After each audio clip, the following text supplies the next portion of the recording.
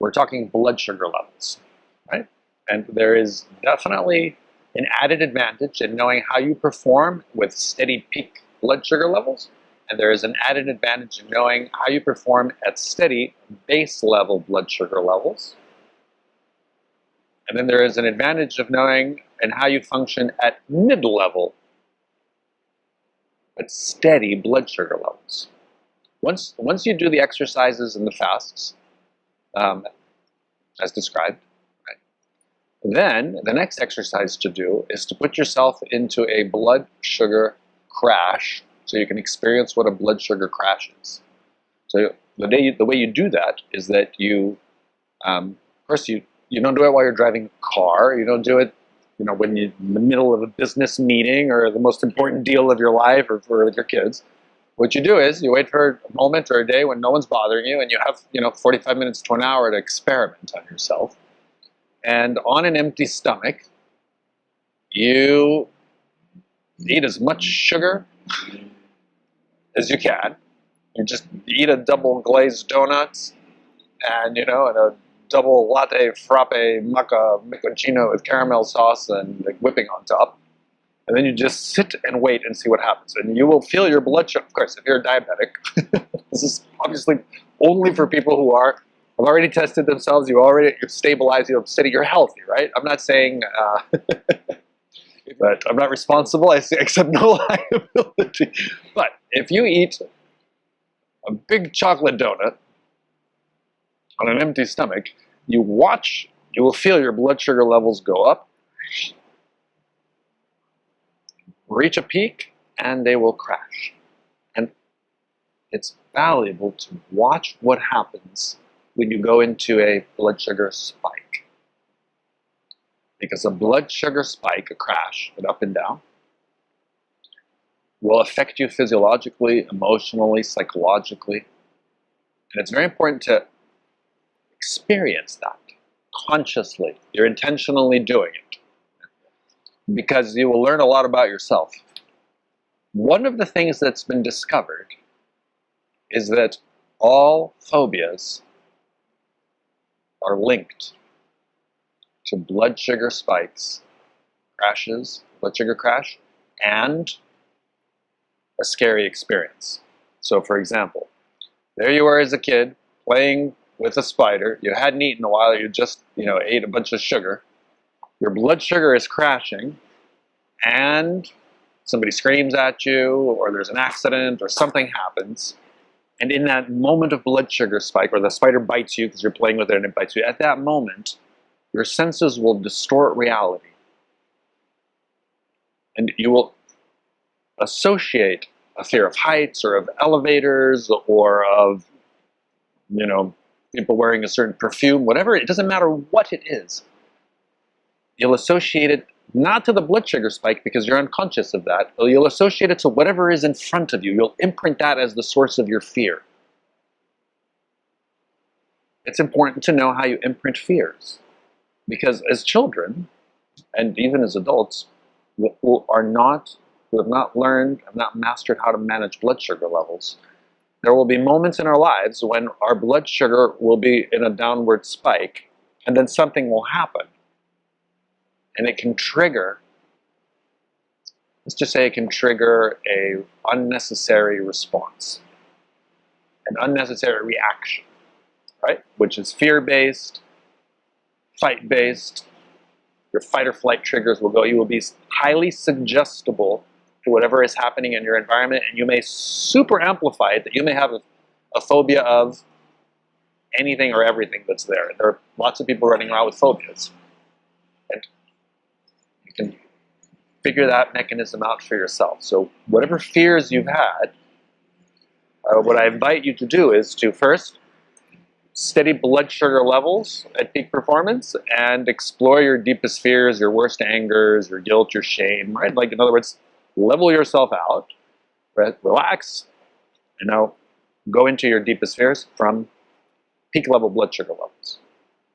Then do a fast so that you can maintain steady base level blood sugar levels, and now explore your fears, your insecurities, your angers, your traumas, whatever happened to you as a child. touched inappropriately, hit too hard, verbally, physically, psychologically, sexually abused, whatever it is that any of us have ever gone through, and we all go through something. Right? And then, once you've calibrated what that feels like, it'll be a very different experience. Put yourself in a blood sugar spike, see what that's like. Do it a couple of times, and then face your worst fears, your worst nightmares, your deepest sorrows, your guilt, your shames, or whatever it is, from the blood sugar spike perspective. You've changed your state. This time you've used blood sugar, right? So, breathe normally and explore your emotions, your feelings, your thoughts, your fears, and your desires. Hyperventilate and explore your thoughts, your feelings, your desires. Hold your breath until there's no air left in you and you feel like you're dying, and then face your fears, your hopes, your desires, and your dreams, and you'll get different perspectives of the same thing, like a diamond that you look at from different facets, right? Then hydrate yourself properly and breathing in, and then allow yourself to become dehydrated. I'm not saying, jump out of a parachute in the middle of the Kalahari Desert. I'm saying just simply stay at home and don't drink water. Don't drink water. Don't allow yourself, and see how it affects you. See how you start to get nervous and stressed, and you start to get scary and anxiety, and the phone rings and you jump, and it's because it's how your body responds, because it's in a physiological, an existential, authentic and existential danger is there. Not breathing properly, not hydrating properly, having blood sugar spikes is going to alter your physiology, and this is going to affect your mind and your emotions because they are part of your physiology. You are a body with emotions that thinks and has thoughts and beliefs and all of that, right? You're not a thought choosing emotions and telling the body what to do. You are a body that has emotions, it has fingers, it has toes, it has emotions, and it can also have thoughts, some of which can be beneficial and some of them can be very limiting. And so if you can understand the hierarchy of that, you can then put your body through a series of stress tests with oxygen, with water, with sugar, and then with combinations of things. Now, once again, I'm not saying to put your head in a microwave oven, after that, hold your breath, don't drink water, and inject yourself with heavy metals. It's too much, right? I'm just saying in your living room, just simply change your breath and play with your hydration and play with your blood sugar levels. Okay? This will give you a lot of information. Some added advantages, some things that you can do that will be beneficial. First way it can help you is that you can identify what blood sugar level you're at any given time. Why would that matter? Well, in the world of today, for a lot of us, at least for anyone who's watching this video, for you and me, for anyone who's present right now, right? You're probably never more than 10 or 15 minutes away from a source of food or water. There's always a 7-Eleven, a corner store, a refrigerator, a phone call, a pizza delivery, whatever it is. You're always not very far from food. So understanding how your blood sugar levels function allow you to manage them more effectively. For example, let's say that I woke up, I had a nice breakfast, I drove to work, and everything's great. I've had a productive day. It's mid-morning, and I get a call, or I get a knock on the door, or the secretary says, your biggest client, or the lawyer, or the district attorney, or someone important, your mother-in-law, someone important, what?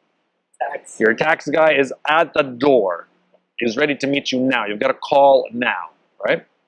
If you know where your blood sugar levels are, you can reach into your drawer or into your backpack. You can pull out a pack of nuts, a baby cheese, right? An apple, a bottle of water, and in 5 minutes, you can give yourself a handful of protein-rich, nutritious foods with salts, with waters, with minerals, with fats, with carbs, with everything. And now you have just topped off and you're guaranteed steady blood sugar levels, hydration levels, and if you take a couple of nice solid breaths, you're guaranteed that you're at peak performance for the next hour and a half to 2 hours, maybe even 2.5 hours, depending on how excited you choose to get about it. But if you don't, if you have any slight hydration, if your blood sugar is on the slightest, you might feel a certain amount of stress, a certain amount of overwhelm, a certain amount of anxiety, which will then increase your metabolism. Your blood sugar levels will go down. Your body might heat up a little bit. You'll perspire more. You'll lose water. Your breath will get tight. And you're sabotaging yourself. You've got the most important meeting or a critical situation, or you just got a call that your mother, your wife, your baby had an accident. You need to go to the hospital now. I'm going to the hospital now. Wait on. I've got snacks to eat on the way. I'm arriving at peak performance. I'm getting in a cab to get there. Stop at the corner store. Where are we going? I've got a bag of almonds. I got a piece of cheese. I got a bottle of water. I got an apple. I get back in the cab. Okay, now take me to the hospital, the police station, the emergency room, whatever is happening. And in the meantime, you are chewing, eating, breathing, drinking, hydrating, preparing yourself. You're doing a pit stop on the fly. Make sense? Pit stop on the fly. Now suddenly you arrive, and whatever is in front of you, I guarantee you that you are in a better position, in a better state, at a higher performance to handle it, to master it, to thrive through that situation, than if you simply drop everything and run without breathing, without drinking, without eating, without maintaining, without any of those things. You have just, this could be the difference that makes the difference. This will be the difference that makes the difference. Because in one case, you are putting a tax on yourself of up to 80 or 90% of your capacity to perform. You're reducing it, you're capping it at 10% at best. Maybe you're only functioning at 1% of your capacity. And the difference between 1%, 10%, and 90 to 100% is huge. It's too big. You can't do that. Now, the next question is, how aware have you been of this your entire life up to now? That's right. So I feel like most people, and you can be really honest about it, you have zero awareness of this your entire life, which means that there have been moments where accidentally you breathed properly, you hydrated properly, you were at steady blood sugar levels, and something happened and you killed it. You just got it. You nailed it. You were in the zone. And so you know you're capable of being in the zone. So then maybe you decide to use the picture in your head you have of being in that zone, and you will now amplify that and prime yourself for it and use your imagination to put yourself into that state, all the while forgetting that if you're not breathing, if you're not hydrating, if you're not maintaining blood sugar levels and electrolytes and all of these things, that that's not going to be sustainable either, and it's just going to compound the problems. So sleep deprivation, hydration deprivation, blood sugar mismanagement, electrolyte mismanagement, and pure willpower is a recipe for burnout. And you're 10, you're 20, you're 30, you're 40, you're 50, and your body's still strong, it's healthy, but at some point you're going to pay the bill for this. So there's something to be tried, and you have to be the scientist. Only you can do it for yourself, right? Which is you can then pay attention to your air, to your water, to your blood sugar, and your electrolyte levels, and see if you can, just doing those things, manage your state. And I betcha you'll find that if you just maintain that 80 to 90% of all of your challenges, your limitations, will just drop away because you're not creating them internally like you would in an engine that you never change the oil, or you put the wrong oil in, or you run overheat, you're in the wrong gear continuously, you're always in the wrong gear, right? Thinking about and food. We're talking about blood sugar and the experiments that I highly recommend you do on yourself with steady high level, peak level blood sugar, steady baseline level, and then putting yourself through crashes so that you know what you need to do to create the blood sugar levels that you require, including the hydration levels, including the oxygenation levels, so that you can peak perform as a just at that basic simple level, right? So the next step, the next level, is to look at the actual nutritional requirements of a human body. So I'm just going to talk about it from just the pure biochemistry, molecular biology, just metabolism, right? So there's two types of metabolism. One is called anabolic metabolism, which means to put together, and the other one is called catabolic metabolism, which means to pull apart. And the simplest way that the body works is that it's made of building blocks, like Lego blocks, of proteins, which are made of amino acids, carbohydrates, which are made of sugars, and fats and oils, which are made of lipids. And then there's some vitamins. We already discussed some minerals and ions and stuff like that. And then there's cofactors and tiny little molecules that are combinations of proteins and fats and proteins and sugars that are part of everything a cell needs in order to function. Now, each individual cell has somewhere between 2,000 to 10,000 different things, different types of building blocks that it is continuously renewing, adding, and that's at the cellular level. Okay? So at the cellular level, if think of it this way: if you are let's say a Ferrari, and you want to build a Ferrari, and you don't want to manufacture each part, isn't it true that if you went to a junkyard and you found 10 Ferraris that are somehow damaged, and you pulled all the parts that you need, that you might be able to have everything you need to rebuild a Ferrari? Wouldn't that be the easiest way to build a Ferrari if you don't, right?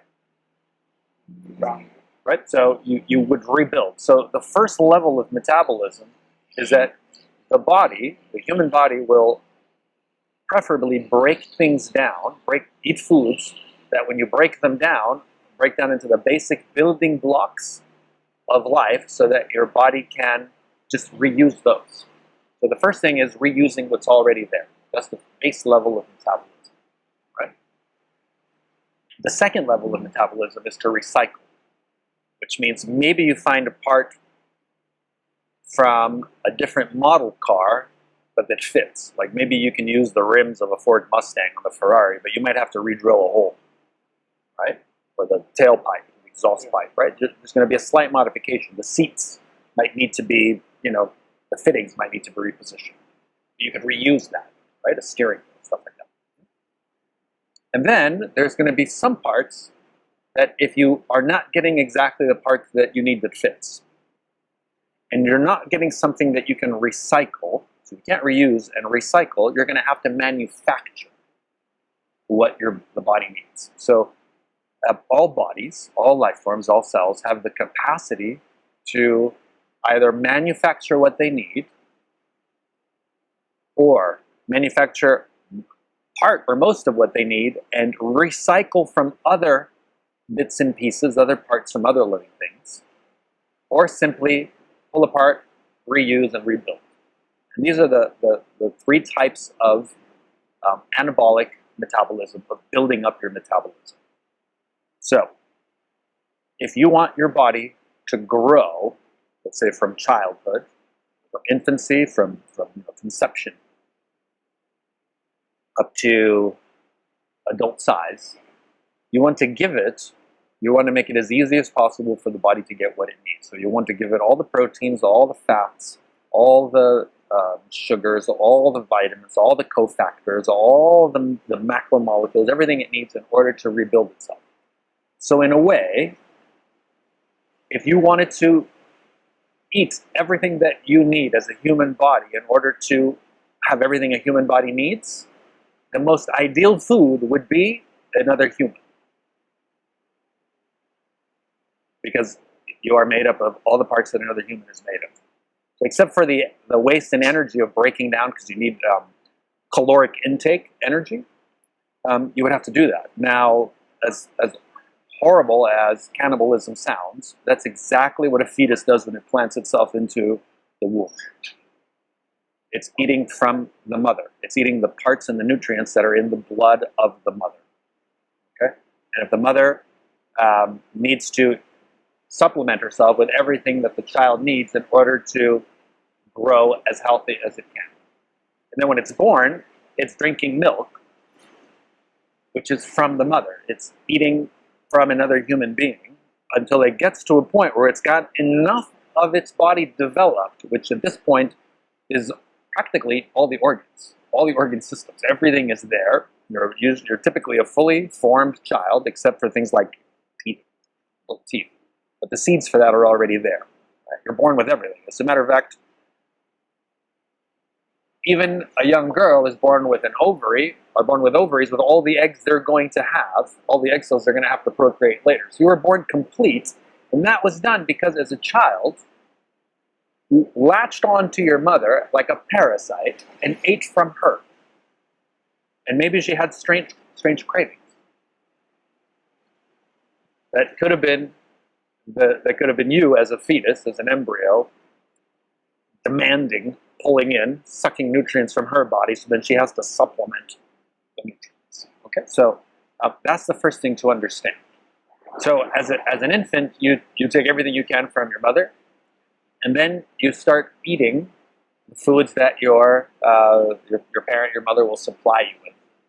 Now, human metabolism is really amazing and remarkable. Humans can grow on almost anything, even on the most minimalistic diets. You can be vegan, you can be vegetarian, you can eat just meats, you can eat just junk food. You can eat all sorts of crap, and your body will develop. However, if you give a child, and you give your body all the nutrients it needs in the right amounts, it will develop in a peak manner. And if you do not give it what it needs, the assembly line will slow down. So you will find in parts of the world where cultures are less developed, you'll find that a lot of times children have lower body weights, lower body masses, they're smaller, they're underweight, their immune systems are deficient, and if IQ tests, intelligence tests will also show that intellectually, psychologically, they'll also be lower performers than the same child being fed all the nutrients it needs to grow at peak velocity. And obviously, if you overfeed the child and overstuff it with too rich, it'll start to get too big, and that will interfere with its proper development as well. So it's a question of finding a balance of what the body needs. Now, as an adult body, you've already received all the nutrients you needed to get to that point. So the diet for a fetus, an embryo, an infant, a toddler, a child, and an adult will change over time because your nutritional requirements will change over time. And then the next thing that's going to be relevant to you as an adult is going to be your lifestyle. If you sit in an air-conditioned, climate-controlled office for 8, 10, 12, 15 hours a day, in a climate-controlled car, in a climate-controlled house, and you have a very minimal body movement, your nutritional requirements will be very different than if you are a worker in a field, or if you're a reporter in the Himalayas, right? Or you're a hunter-gatherer in the bush, you will have different requirements. So it is necessary for peak performance to identify what nutrients you need for the type of lifestyle that you have and eat those nutrients so that you get what you need. And you don't get too much of something you don't need, or you not get enough of something that you do need. Does that make sense? It's just simple logic, right? So as far as your nutritional needs, it's important to understand that the human body is omnivorous by nature, which means they can eat a little bit of anything and everything. You can choose to have a certain lifestyle according to a diet. You can be vegan, you can be vegetarian, you can be omnivorous, you can be mostly carnivorous, you can do a paleo diet, you can eat raw. That's all fine. Up to you. But there will be a peak performance diet for the lifestyle situations and the type of work that you have. So I invite you to figure out what that is for what you're doing. So I will give you some examples. I have some friends from Southern California who, in their mid to late 60s age, 60 years old, decided to become raw vegan lifestyle people. And they thrived. They were doing so well. It was so healthy, they were so vibrant, they were so energized, and they were living in Southern California. They had an opportunity to go live in New England, in Long Island Sound, and they stayed there in the wintertime at somebody's summer home. And they didn't last. They couldn't make it. They did not get the nutrients they needed to be able to function properly. They started malfunctioning. Physically, emotionally, psychologically, they were not getting what they needed. I went to go visit them, and they were eating like, raw nut balls and a little light salad and some flaxseed crackers. And I was like, I need stew. I need something cooked. I need some fats. I need some carbs. I need some meats. And they were stuck on an idea of what they believed was best for them. But within 3 weeks, they had to leave. They couldn't stay there anymore. They were collapsing in all levels. They weren't able to maintain that lifestyle. It was they weren't getting the nutrients they needed for that type of lifestyle. It was also very difficult for them to, in the winter time, to be able to obtain enough of the quality fruits and vegetables that you can get in Southern California year-round. So it didn't make any sense. Now, they're still alive. They didn't die. They're not bad people. I'm not making any judgment on it. I'm just speaking just from simple biomechanics of what you're doing. If you're going to live in the Arctic like an Eskimo, there must be some reason why they choose to eat raw whale blubber. Right? Because they must need that level of food instead of just eating, kelp. Right? If you're a porter in the Himalayas and you are at 3,000, 4,000, 5,000 meters carrying up to 3 to 5 times your body weight on your back, you're one of the strongest human beings on the planet because you can carry 2 to 3 times the weight of your body weight on your back up a mountain, up like Mount Everest. You're eating a diet that's 90% carbs. And carbs are very clean burning fuels. And I've done some high altitude trekking. And if I eat some carbs, it's very easy going. If I eat meats and fats and greasy things, I get sick. I bog down. I don't function. Does that make sense? So it's important to identify what it is that you need in order to function as a peak performer. And I'm going to make a very emphatic note here. For peak performance, you must eat what your body needs, not what you think it needs. So if you have any ideology, philosophical or religious or whatever, you might be missing out on something. Because maybe you need some meat when you need some meat, and maybe you need to not eat meats and just eat vegetarian, or you need to fast, or you just need to eat raw. It just depends on the situation.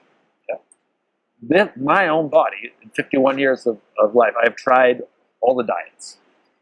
I've tried being vegan, I've tried eating raw, I've tried just eating meats, I eat raw meats, I eat a combination of foods in different environments, and I've recognized some patterns. So the first thing is that by maintaining proper oxygen, water, hydration, and blood sugar levels, vitamins, and minerals, I establish a baseline of feeling good, healthy in my body. And it doesn't matter what I eat, just to get that. So that's easy, just to do it at a baseline. On top of that, what does this body, and that's just to survive, but to thrive, what does this body need? When I'm at business meetings in Singapore, in Bangkok, in New York, meeting with lawyers, meeting with high-end entrepreneurs, this body gets hungry for beef. I eat about 100 to 150 grams, about a quarter pound of beef twice a week. 2 times a week, every 3 or 4 days, I'll just get a craving for it. And that will allow me to stay really anchored and solid in that type of environment. It just is that way. If it was different, if all I needed was coconut water, then all I would do is take coconut water. There's no dogma attached to it. It's just a simple what works. And sometimes I eat a piece of meat and halfway through it I'm finished, and I just I won't order it again. I let the body decide. The body decides what it wants to eat. How someone can discover it? By trying it. The only way to discover it is by trying it. So if you are not a meat eater, what you do is you start with, you find the basic vegetable diet that works the best. Certain amount of grains, carbs, vegetables, right? Fats. And then you start adding in lean meats to see how that goes. But then you take the lean meats out, you start adding in animal fats, some butter, right? And then you start adding in mixes. So you do have experiments. You have your entire, every meal is an opportunity to be a scientist on yourself and see how you feel about eating it and how you feel the next day and how it helps you and how you perform. I chose to start doing that 30 years ago. I started just to pay attention, what does this body like, right? So I remember I was at university, and my money for the research stipend had not come in, and I was very, very limited on resources. I just had barely enough room to pay for rent, and I didn't have money for anything else than just like rice and beans. So I ate that. And I remember catching myself, and I would just fall asleep in class. I'd just pass out. And then a little money came in. I remember going to the grocery store, and there was a sale in the market on beef. So I bought some beef, and the next morning, this had been going on, I had like this narcolepsy for like 3 months every single day. And I ate some beef, and the next morning I was up, awake, alert, ready to go. Oh, that's interesting. And I didn't have that much money, so it was just one time. And then within a week, I was falling asleep, nodding off, barely able to maintain my attention span. And then I bought a little more. There was a sale again. It was very tight on money. I bought a little bit more. And I ate that. And then my energy levels were up.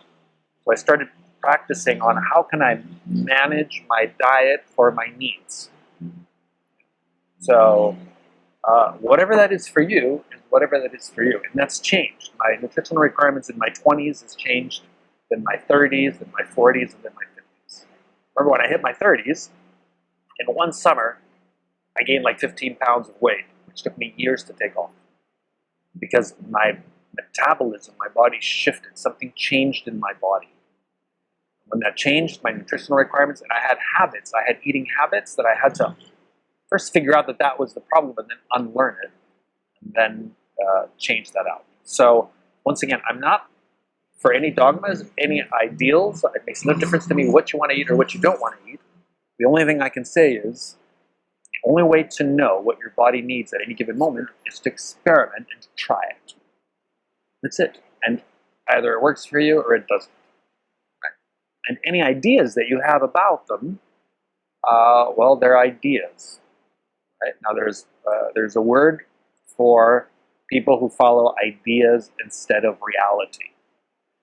And that word is idiot. That's the definition of an idiot. Somebody who follows an idea instead of reality is an idiot. That is what idiocy is. Okay, so whatever idea you have, choose whether you want to follow reality or if you want to be an idiot. But if you're going to be an idiot, then completely be an idiot. It's not my problem. I follow reality.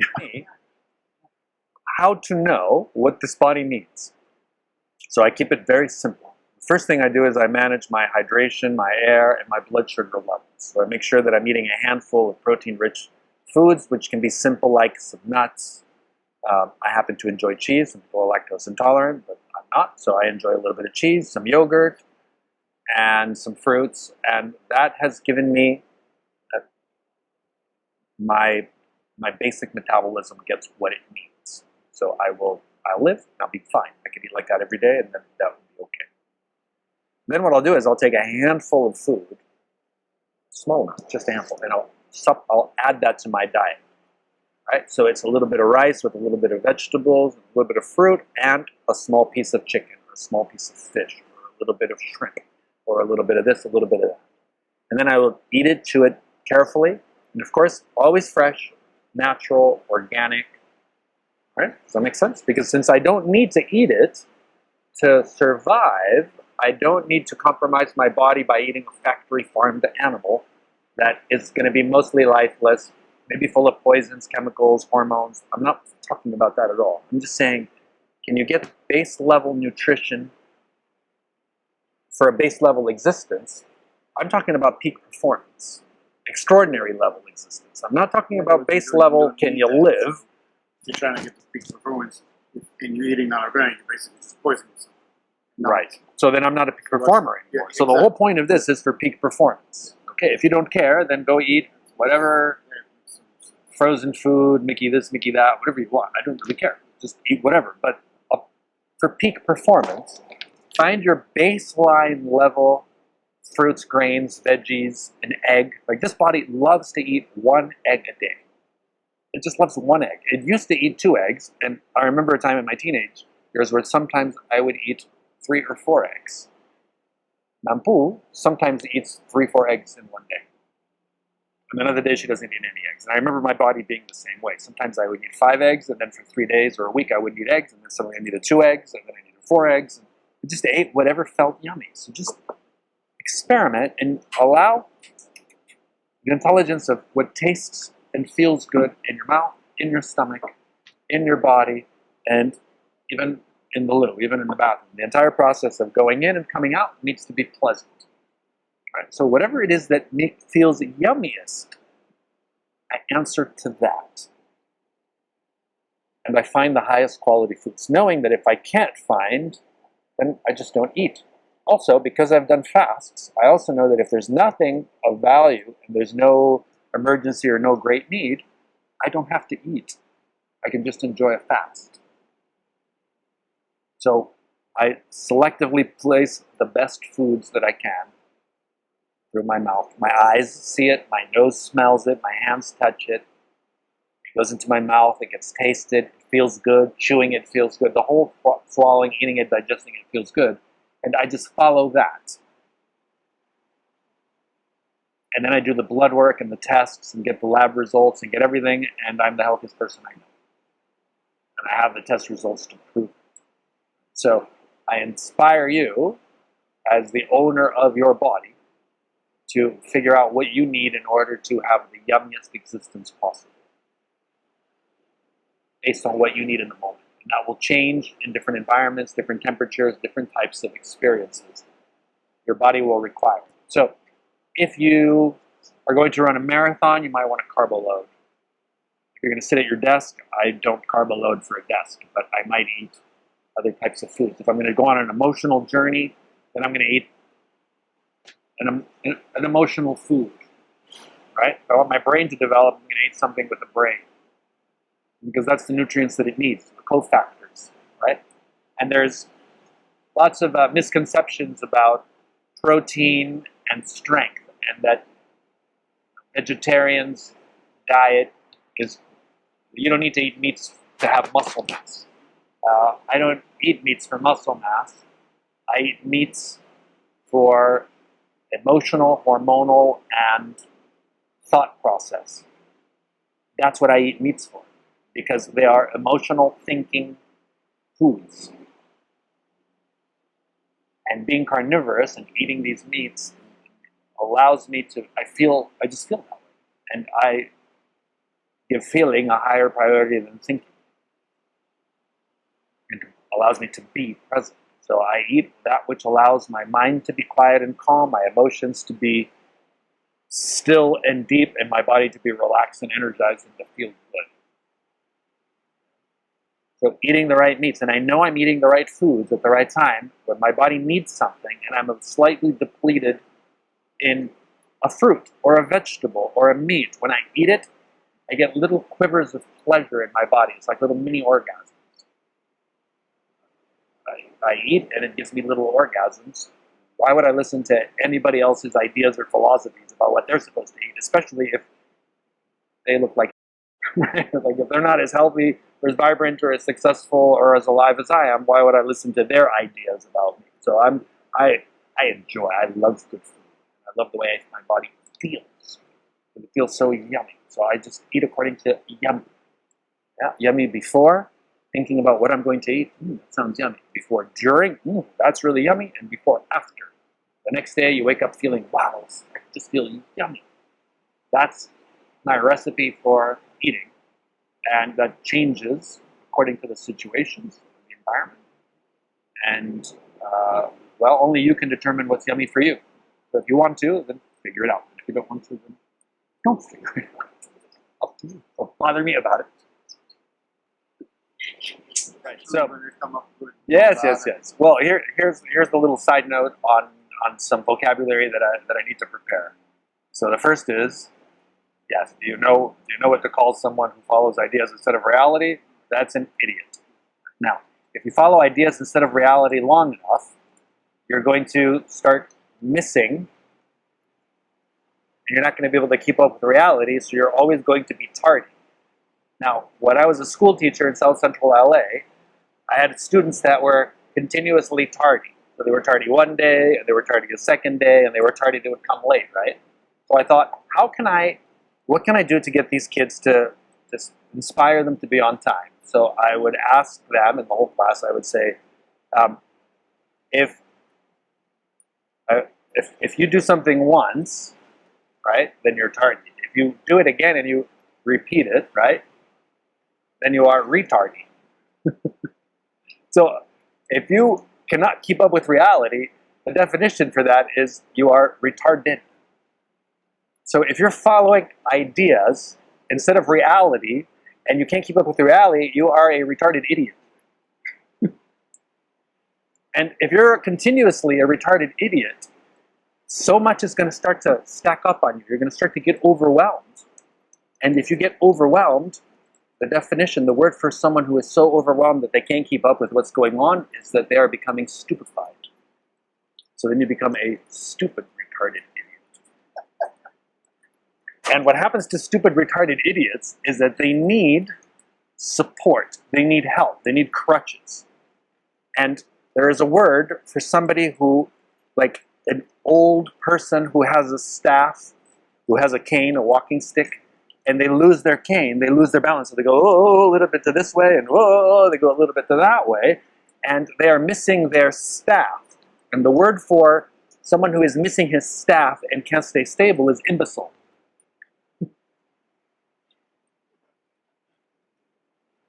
So to be a stupid, retarded idiot of an imbecilic, stupid, retarded idiot, that's all of that. Always be asleep. And obviously, how can you be awake, present, alert, and an empowered being if you're an imbecile, a stupid, retarded idiot? It's not possible. You're an imbecile, stupid, retarded idiot. How can you pretend to be a grandmaster or an awakened being or to thrive? How are you going to thrive as an imbecile or as an idiot or as a retarded, stupid thing? Right? And this has nothing to do with anyone with any, like actual authentic existential disabilities. They're all manufactured out of ignorance, out of not paying attention to yourself. You're not paying attention to what your body needs. You're following an idea. Then you can't keep up. So then you get overwhelmed. So then you need crutches. So then you need to smoke a cigarette to take a deep breath and poison your mind, your brain from thinking because lack of oxygen. Now you've got a crutch. So you're an imbecile because you need a crutch. Right? Because you're missing your. This is how we compound ourselves.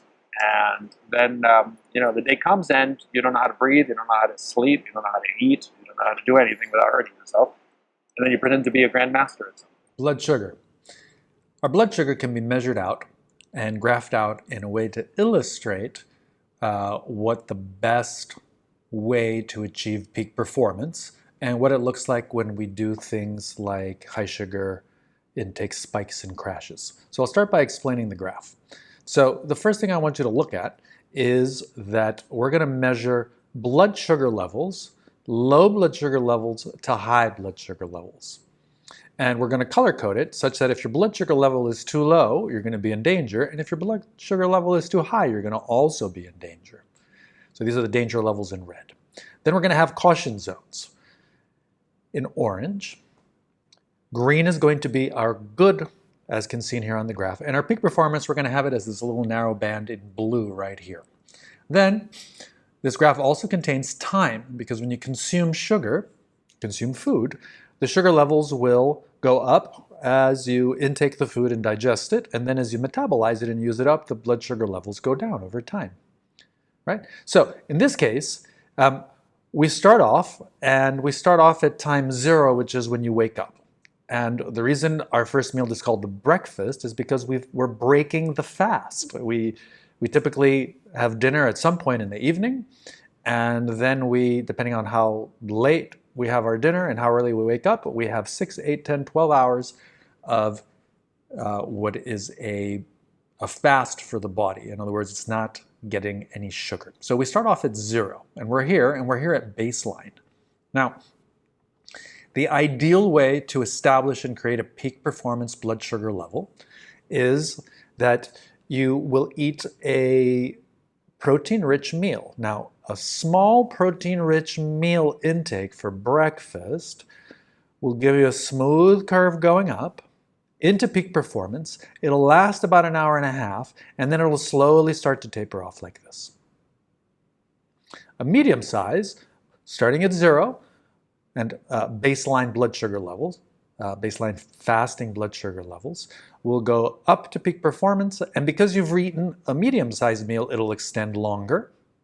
And a large protein-rich meal will give you a nice long curve that'll last a couple of hours. You can guarantee 2 hours of peak performance blood sugar levels with a large protein-rich meal intake. Right? So this is what we're looking for, and of course it depends on the situation. If you just need a half an hour or 2 hours of blood sugar, you eat accordingly. Now, what I want to illustrate in this graph as well is what a high sugar intake spike crash looks like. So you wake up, you eat something sweet, you drink a soda, a cola, a coffee, your blood sugar, because it's just pure sugar, spikes right up, gets to a point where you might even get a little dizzy, you might even get a little headache, and you could eventually pass out. If you had a high enough blood sugar intake, you could actually pass out. And then insulin will kick in, and that blood sugar will be drawn out of your blood so rapidly that you will have a crash. And then slowly back up again to baseline. And this is something that we want to avoid. So what we're looking for is figuring out what our thinking, feeling bodies need in order to function at peak performance. So we wake up and we eat a protein-rich protein-rich meal, and whether it's a snack or a medium-sized or a larger size will then give us a pretty much guaranteed peak performance window where our brain, our entire body, as far as fuel is concerned, is functioning at peak performance. Okay, so now this graph shows us what we need to do in order to attain to sustainable peak performance blood sugar levels, right? So as we saw in the graph before, if we take a small to medium-sized intake of protein-rich foods, our blood sugar levels go up smoothly, they last for a certain amount of time, and then they start to come down. Now, if we can anticipate, if we can learn how to train ourselves to pay attention to when our blood sugar level is going to start to go down, what we can do is, while the blood sugar is still at peak and it's 15-20 minutes away from going down, so about 15 minutes before you're going to drop before peak performance, what you do is you then take another handful, a small amount, of protein-rich snacks or meals. So then the blood sugar level will come up and prevent it from coming down. We repeat this every 1.5 hours to 2.5 hours as our activity levels require. And this way we can attain to a nice smooth blood sugar that can last all day. You can stay at peak performance for the entire duration of your day. Sometimes I do it for 16 hours a day. I start with a medium-sized breakfast. That might include a soft-boiled egg, yogurt, granola, juices. I can enjoy a coffee or a tea at this point. There's no problem in intaking a little bit of caffeine if that's something that you enjoy or it helps you with your mental performance. And that brings my blood sugar levels up. So let's say I had breakfast at 8 in the morning.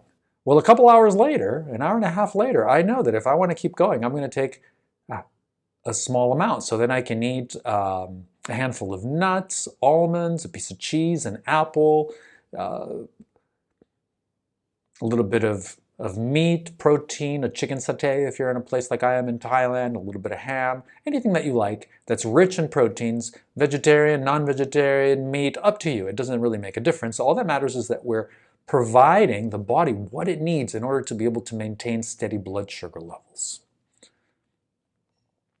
And here is what it could look like over an entire full day of peak performance, where you have a good-sized breakfast, and then you have a snack, protein-rich snack, and then you have a lunch, followed by 1 or 2 snacks, followed by a dinner, and if you need to keep working, a bit of a snack, and then drop back off at night so that you wake up the next day at baseline blood sugar levels. It's really that simple. All that you need to do is just tune into yourself. And how do you do it? Well, you just experiment with different foods and you figure out which foods help you do what as far as your blood sugar performances and also how you feel. Because if I'm going to be sitting at a desk all day and I want peak performance blood sugars, it's different than if I'm running a marathon and I want peak performance blood sugar levels, right? And this is something I can only figure out by studying myself. So this is an experiment for you to do on yourself as a subjective scientist as to what you, the unique individual thinking, feeling body, needs under different environments and different situations in order to achieve peak performance blood sugar levels.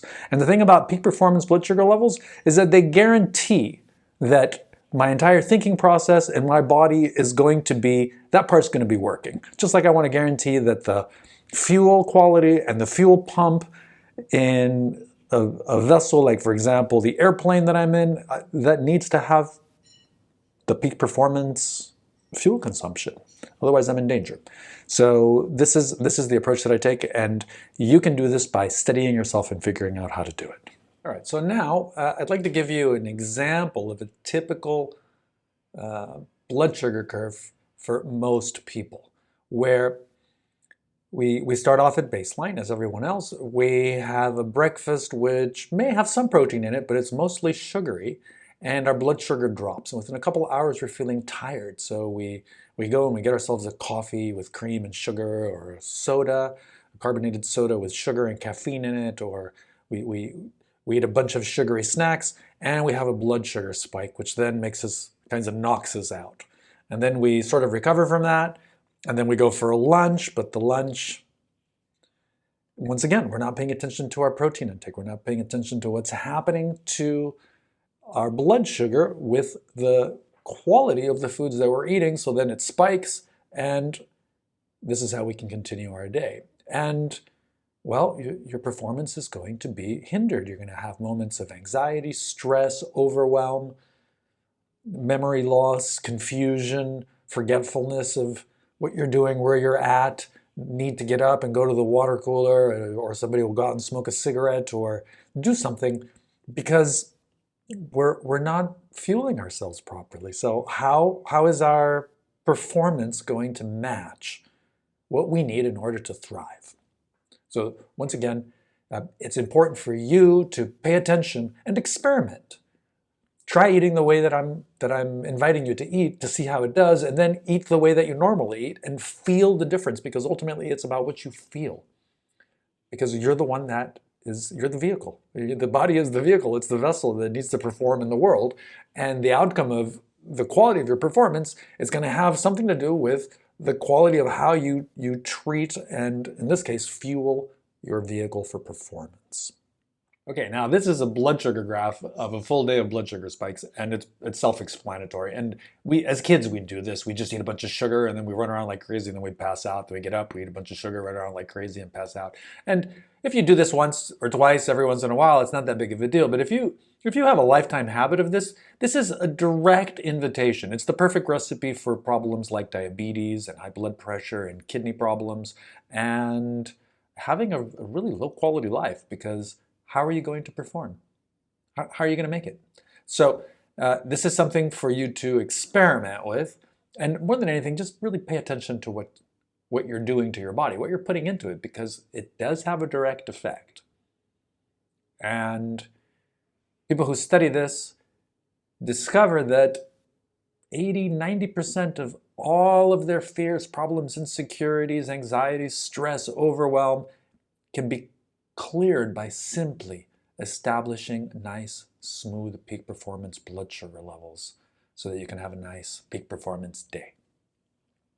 All right, in this final graph about blood sugar levels, I'd like to address the following condition. One is what happens when you have a high-fat, high-protein, low-sugar diet like a keto diet.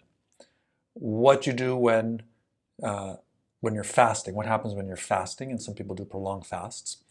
And obviously while you're sleeping. So when we're sleeping and when we're doing low sugar and fasts, we're staying here at baseline. Now, what's interesting about staying at baseline is that the most important thing is that you're maintaining a nice, smooth baseline level. This allows you to perform. There's things that you can figure out at baseline level that you cannot figure out at peak performance. And there's things that you can figure out and do at peak performance very well that you can't do very well at baseline. So there is an advantage to doing keto diets and to doing fasts because they are perfect examples of how to maintain steady blood sugar levels and the advantages of it. So in certain deep meditation practices, you will do a fast for 24, 30, 48, 50 hours, up to 72 hours. And during that time period, your mind will be very, very clear and sharp because the low, steady blood sugar levels prevents all sorts of random thoughts that would be spiking up in your thoughts. So it's of value to do occasional fasts, once a week, once a month, where you just wake up, you have a glass of water, and you eat nothing that whole day except stay hydrated, and then you go to bed. And during that time period, you'll notice that you can read, you can write, you can figure things out. Obviously, this is not the day to go out and dig a hole in your backyard and carry bags of cement and try to run a marathon. But it's a day to go in and explore fears, anxieties, negative emotions, so-called negative emotions, because they won't have a lot of fuel to act up. So maintaining steady blood sugar levels, either at baseline, at good, or at peak performance, there's something to be said about learning how to do that. And once again, you're a unique individual thinking, feeling body with a metabolism that today is what it is and tomorrow will change. And depending on the conditions, if it's hot and cold, hot or cold, like you're in a snowy place, you're going to eat differently than if you're in the tropics, right? So what the point of these graphs, what I'm inviting you to do is to explore, as a scientist, on yourself, eating healthy foods, the advantages of steady blood sugar levels at baseline, of peak performance steady blood sugar levels that I've shown in the previous graphs, and of course what happens when you have a spike.